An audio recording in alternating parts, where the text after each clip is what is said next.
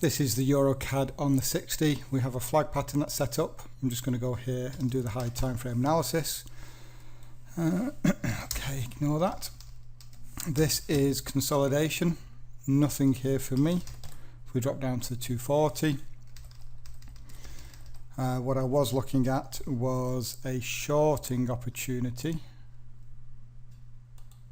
because of this trend line. In fact, if I duplicate that trend line, you can see we've had multiple tests here like this, and when we actually came up to this level, I was looking at this just after we formed this doji, and I was looking for a shorting opportunity to play for a retest of the lows here.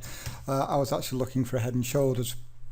It didn't come off. I was then looking at this being a double top, which has now come off, but the RSI, we didn't go over bought on the first test, and we've now started to move to the downside. So here we are actually in trend.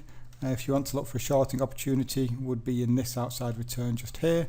What I would say though is that we have already come down to retest the lows, so I wouldn't be looking for anything short now.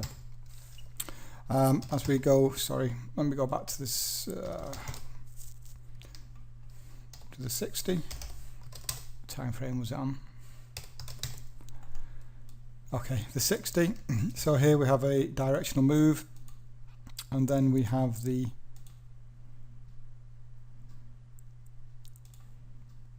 trend line being adhered to on the closes of the candles, just like that. I'm going to go ahead now and duplicate it just like that. I'm looking for 4 touches.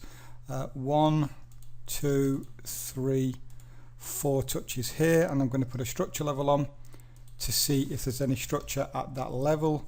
And 1, 2, 3, 4, very nice area here. And if we do drop one time frame lower to the 15, you'll see we've actually had a double bottom, and so I've got involved here using a 26.18 trade, so looking at buying that 61.8 fib up. So if we bring back on the orders, stops go an ATR below the low. It's currently 8. Make sure these are in the right place because I've only just got in the trade, so I want to be 5. Okay, so that's there. And because overall I'm looking bearish here, I'm just looking at a small retest of the highs up here, and I'm going to base that off the 240. No, it wasn't the 240, was it the 60? It was the 60. And I'm actually front running by 10 pips before that 151 psychological number, so you can see front running there before the closes of the candles. So in terms of the risk then, 22,